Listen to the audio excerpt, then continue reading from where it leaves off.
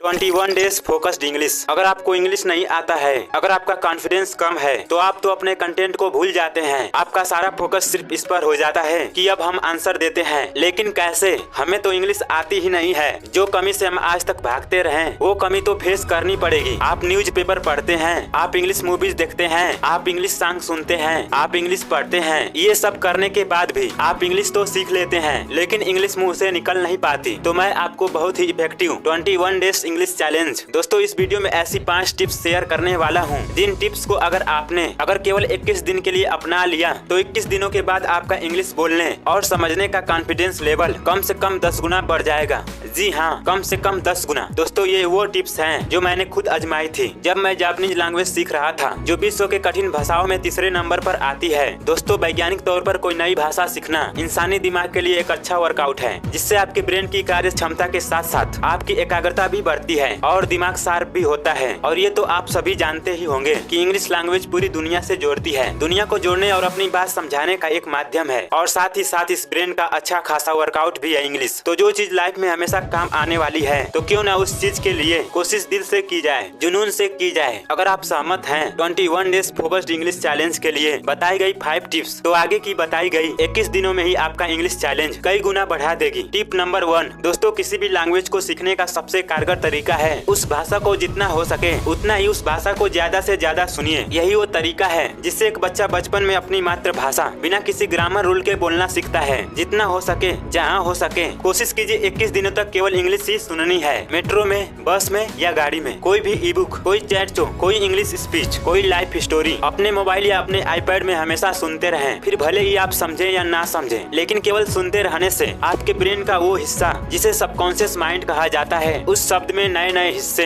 धीरे धीरे जगह बनाने लगते हैं। फिर चाहे सुनते हुए उन शब्दों को समझ पाएं या ना समझ पाएं, याद कर पाएं या ना कर पाएं, हो सकता है बोर भी हो जाएं, लेकिन आपका पावरफुल सबकॉन्शियस माइंड नए शब्दों को पहचानने लगता है। नए नए शब्द आपके सबकॉन्शियस माइंड में खामोशी से स्टोर होने लगते हैं और आपको पता भी नहीं चलता कि बहुत से शब्द आपके सबकॉन्शियस माइंड ने आपके स्लीपिंग शब्दकोश में जोड़ दिए हैं, और ये स्लीपिंग शब्दकोश में पढ़े शब्दों के जैसे ही इनके अर्थ मिलते हैं। ये पूरी जिंदगी के लिए आपके एक्टिव शब्दकोश में आ जाते हैं और फिर आप इन्हें कभी नहीं भूलते। लेकिन ये अभ्यास आपको पूरी निष्ठा से करना है। टिप नंबर 2 दोस्तों, 21 दिन में हर रोज कम से कम आधा घंटा टीवी या मोबाइल पर English news, English movies, English cartoon या फिर कोई भी इंग्लिश चैट शो हर रोज कम से कम 30 मिनट जरूर देखें, और उस समय बोलने वालों के होठों पर खास ध्यान दें। इससे आपको शब्दकोश के उच्चारण सीखने और समझने का मौका मिलेगा। टिप नंबर 3 आने वाले 21 दिनों तक आपको हर रोज कम से कम आधा घंटा कुछ भी पढ़िए, इंग्लिश पढ़िए, न्यूज पेपर पढ़िए, कॉमिक्स पढ़िए, नोवेल पढ़िए, या जो भी आपको पसंद है इंग्लिश में वो पढ़िए। लेकिन कुछ भी पढ़ना जरूरी है, उसे बोल बोल के पढ़ना है, जितना लाउड, जितना जोर से पढ़ पाए, बिना अपने पड़ोसियों को तंग किए। इससे एक तो आपके जुबान पर पकड़ बनेगी, दूसरा आपके उच्चारण में सुधार होगा, और जब भी आप पढ़ोगे कुछ ऐसे शब्द होंगे जो आपको लगेगा बार बार आ रहे हैं। उनमें से केवल 5 शब्द हर रोज अपनी डायरी में नोट करते जाएं और उनके मीनिंग्स को अच्छे से समझकर याद कर लें, और कोशिश कीजिए और उन शब्दों को सेंटेंस बनाने में यूज करते रहें। टिप नंबर 4 सबसे ज्यादा जरूरी है, जिस भाषा को आप सीखना चाहते हैं आप उसमें सोचना शुरू करें, क्योंकि अधिकतर लोग यही बड़ी गलती करते हैं। पहले अपने मन में हिंदी में इंग्लिश से ट्रांसलेट करते हैं, फिर उस इंग्लिश को बोलते हैं, और ऐसा करने से आप कभी भी अच्छा इंग्लिश नहीं बोल पाएंगे। क्योंकि यदि आपको कोई भाषा सीखनी है तो आपको उसी भाषा में सीखने की आदत डालनी होगी। शुरुआत में थोड़ा कठिन लगेगी, लेकिन एक बार 21 दिन पूरे जुनून के साथ जिद्दी बन के ये प्रैक्टिस कर ले तो आपको खुद फोर्स नहीं करना पड़ेगा। सोचने के लिए आपका सबकॉन्शियस माइंड स्वयं ही ऑटो पायलट मोड में वो काम करने लगेगा। आपको महसूस भी नहीं होगा कि इंग्लिश सीखने के लिए खुद के साथ जबरदस्ती कर रहे हैं। टिप नंबर 5 जब आप सुन रहे हैं, देख रहे हैं और बोल बोलकर जब आप पढ़ रहे हैं और साथ ही साथ उसी भाषा में सोच भी रहे हैं, तो आखिरी जरूरी चीज रह जाती है इंग्लिश की रियल प्रैक्टिस करना। लेकिन यहाँ सबसे बड़ा चैलेंज आता है घर का माहौल। आप अपने परिवार के साथ इंग्लिश में बात नहीं कर सकते। आप मिरर के सामने खड़े होकर ये काम कर सकते हैं, लेकिन मिरर आपको न ही जवाब देगा और न ही आपकी किसी गलती को करेक्ट करेगा। कोई दोस्त इसका अच्छा विकल्प हो सकता है, बशर्ते उसका लेवल आपके आसपास या आपसे ऊपर हो और वो भी सेम इंटरेस्ट रखता हो। लेकिन फिर भी यदि प्रैक्टिस करने के लिए कोई ऐसा चाहिए जो आपको सुन सके और गलती करने पर सुधार भी सके, और जिसके सामने बिना किसी हेजिटेशन के सीख सके, तो उसका एक अच्छा ऑप्शन है कैमली एप्स। दोस्तों ये पैड ऐप है, और ये काम कैसे करता है आइए जानते हैं। दोस्तों इस ऐप को नीचे दिए गए डिस्क्रिप्शन में लिंक से डाउनलोड भी कर सकते हैं। मैंने अपने मोबाइल में ये पहले से ही डाउनलोड किया हूँ। लॉगिन आईडी बनाकर जब लॉगिन करेंगे, यहाँ आएंगे,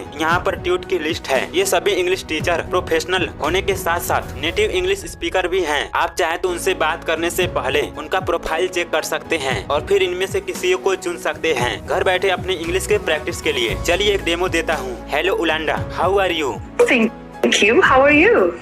I am good and I have a one question. How Cambly can help me? Obviously, this is a way of practicing your speaking skills. So, Cambly offers obviously many tutors from all over the world. They're all native speakers. तो देखा आपने कैसे घर बैठे आसानी से आप English की प्रैक्टिस कर सकते हैं बिना किसी हेजिटेशन के प्रोफेशनल नेटिव टीचर के साथ। तो दोस्तों आज के लिए इतना ही। वीडियो अच्छा लगा हो तो वीडियो को लाइक करके चैनल को सब्सक्राइब कर लेना और बेल आइकन की घंटी को ऑल पे सिलेक्ट कर देना ताकि आने वाली वीडियो मिस ना हो।